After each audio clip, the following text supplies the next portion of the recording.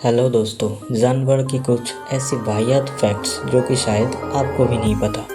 Number 1, मादा मकड़ी अक्सर मज़े मज़े में नर मकड़ी को आराम से खा जाती है। और क्यों, बताया तो मज़े मज़े में। नंबर 2, मुर्गी जो कि अंडे देती है वो कभी कभी अचानक से मुर्गा बन सकती है।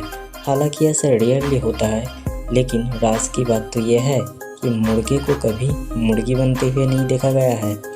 नंबर 3, टेरेंटुला मकड़ी अक्सर कॉन्स्टिपेशन यानी कि कब्ज की बीमारी से मर जाता है। आसान भाषा में बोला जाए तो उसका बैकडोर ब्लॉक हो जाता है, जिसे मामला नहीं निकल पाता तो दम ही निकल जाती है।